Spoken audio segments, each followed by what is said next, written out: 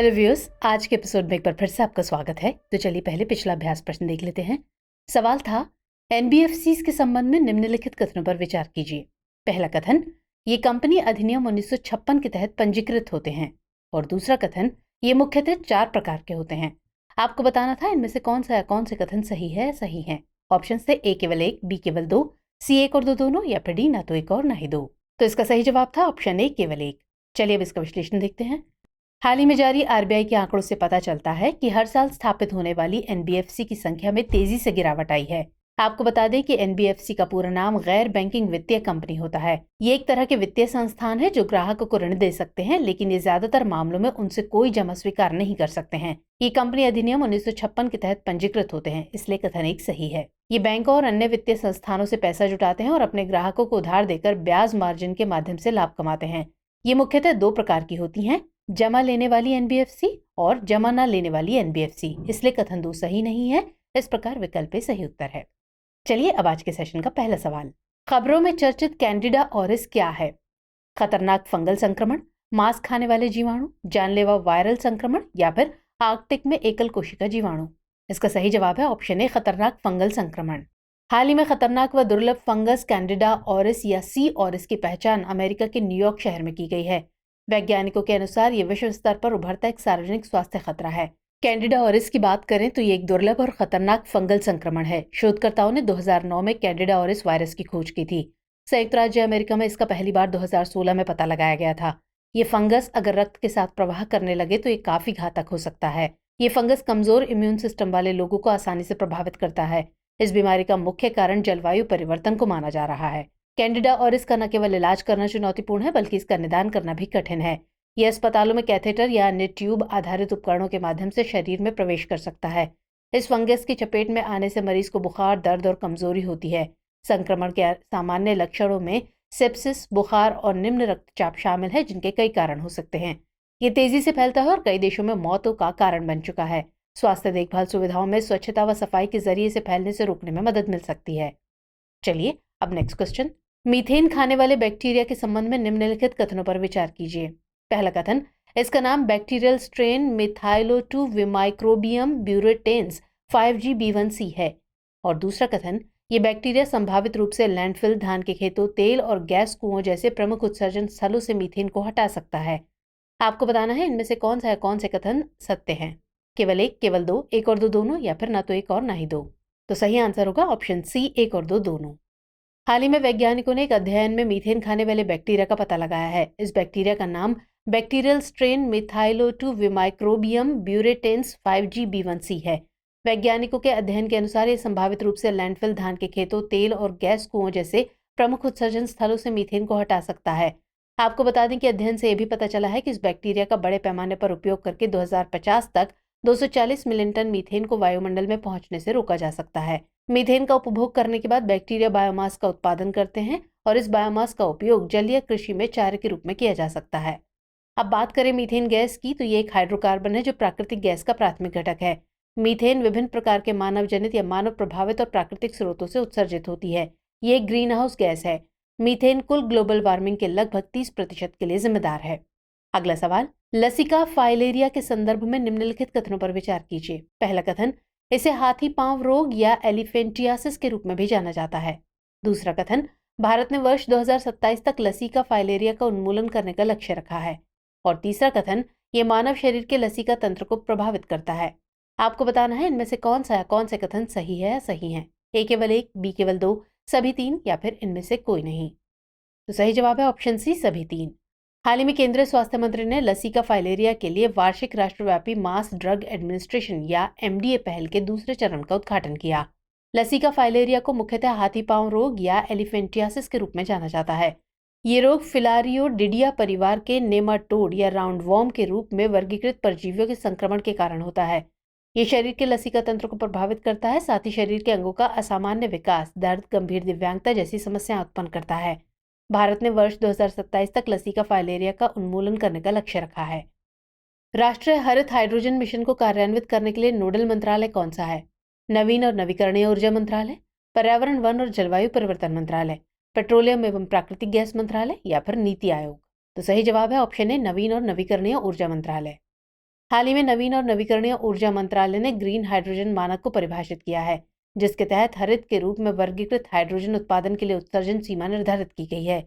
इसके तहत green hydrogen में पिछले 12 महीने की अवधि में औसत के रूप में लिए गए प्रति किलोग्राम हाइड्रोजन के बराबर 2 किलोग्राम कार्बन डाइऑक्साइड यानी CO2 से अधिक का उत्सर्जन नहीं होना चाहिए। हरित हाइड्रोजन का अर्थ नवीकरणीय ऊर्जा का उपयोग करके हाइड्रोजन का उत्पादन करना है, जिसमें इलेक्ट्रोलिसिस या बायोमास के रूपांतरण के माध्यम से उत्पादन शामिल है। भारत में ग्रीन हाइड्रोजन को बढ़ावा देने के लिए राष्ट्रीय हरित हाइड्रोजन मिशन शुरू किया गया है। अब बात करें राष्ट्रीय हरित हाइड्रोजन मिशन की, तो इसका नोडल मंत्रालय नवीन और नवीकरणीय ऊर्जा मंत्रालय है। भारत ने वर्ष 2030 तक प्रतिवर्ष 5 मिलियन मीट्रिक टन हरित हाइड्रोजन का उत्पादन करने के उद्देश्य से इस मिशन की शुरुआत की। इसके तहत लगभग 125 गीगावाट नवीकरणीय ऊर्जा क्षमता के प्राप्त करने का लक्ष्य है। ये कार्यक्रम इलेक्ट्रोलाइजर और हरित हाइड्रोजन के घरेलू उत्पादन को बढ़ावा देने के लिए वित्तीय प्रोत्साहन प्रदान करता है। ये प्रोत्साहन त्वरित विस्तार, प्रौद्योगिकी विकास और लागत में कमी लाने की सुविधा के लिए अभिकल्पित किए गए हैं। चलिए अगला प्रश्न, वेदांत दर्शन के संबंध में निम्नलिखित कथनों पर विचार कीजिए। पहला कथन, ये दर्शन पुनर्जन्म के सिद्धांत को मानता है। और दूसरा कथन, इस दर्शन का मूल ग्रंथ ब्रह्म सूत्र है। आपको बताना है इनमें से कौन से कथन सही है या सही है। केवल एक, केवल दो, एक और दो दोनों, या फिर इनमें से कोई नहीं। तो सही जवाब होगा ऑप्शन सी, एक और दो दोनों। वेदांत दो शब्दों यानी वेद और अंत अर्थात वेदों का अंत से बना है। वेदांत दर्शन उपनिषदों में वर्णित जीवन के दर्शन को स्वीकार करता है। ये दर्शन पुनर्जन्म के सिद्धांत को भी मानता है। इस दर्शन का आधार बनने वाला सबसे पुराना ग्रंथ बादरायण का ब्रह्म सूत्र था, जिसे 2री शताब्दी ईसा पूर्व में लिखा और संकलित किया गया था। इस दर्शन के अनुसार ब्रह्म ही इस जीवन की वास्तविकता है और बाकी सब मिथ्या या माया है। वेदांत में संसार से मुक्ति के लिए त्याग के स्थान पर ज्ञान के पथ को आवश्यक माना गया है और ज्ञान का अंतिम उद्देश्य संसार से मुक्ति के माध्यम से मोक्ष की प्राप्ति है। चलिए आगे बढ़ते हैं। CSIR प्राइमा ET11 क्या है? हाल ही में खोजी गई एक तितली, भारत का पहला स्वदेशी विकसित ट्रैक्टर, प्रोटीन युक्त चावल की एक किस्म, या फिर एड्स के लिए विकसित नया टीका। तो सही उत्तर है ऑप्शन बी, भारत का पहला स्वदेशी विकसित ट्रैक्टर। हाल ही में केंद्रीय विज्ञान और प्रौद्योगिकी राज्य मंत्री डॉक्टर जितेंद्र सिंह ने ट्रैक्टर CSIR प्राइमा ET11 को लॉन्च किया है। आपको बता दें कि भारत का पहला स्वदेशी विकसित ट्रैक्टर है। इसे central mechanical engineering research institute यानी CMERI द्वारा विकसित किया गया है। ट्रैक्टर कचरा पुनर्चक्रण, ड्रिप सिंचाई, आम और कमल जैसी जीनोम अनुक्रमित खेती सहित विशिष्ट प्रौद्योगिकियों पर ध्यान केंद्रित करेगा। चलिए नेक्स्ट क्वेश्चन, हरित क्रांति के संबंध में निम्नलिखित कथनों पर विचार कीजिए। पहला कथन, इसने बड़े और छोटे किसानों के बीच असमानता बढ़ाई। और दूसरा कथन, इसके परिणाम स्वरूप मोटे अनाज के उत्पादन में भारी वृद्धि हुई। उपर्युक्त कथनों में से कौन से कथन सत्य है या सत्य हैं? केवल एक, केवल दो, एक और दो दोनों, या फिर न तो एक और न ही दो। तो सही जवाब है ऑप्शन ए, केवल एक। हरित क्रांति की शुरुआत 1960 के दशक में नॉर्मन बोरलॉग द्वारा हुई थी। इन्हें विश्व में हरित क्रांति के जनक या फादर ऑफ ग्रीन रेवोल्यूशन के रूप में जाना जाता है, जबकि भारत में हरित क्रांति का नेतृत्व मुख्य रूप से MS स्वामीनाथन द्वारा किया गया था। भारत में हरित क्रांति के दौरान अधिक उपज देने वाले बीज के किस्मों, ट्रैक्टर, सिंचाई सुविधाओं, कीटनाशकों और उर्वरकों के उपयोग जैसे आधुनिक तरीकों एवं प्रौद्योगिकियों को अपनाया गया। हरित क्रांति के परिणाम स्वरूप खाद्यान्न, विशेषकर गेहूं और चावल के उत्पादन में भारी वृद्धि हुई।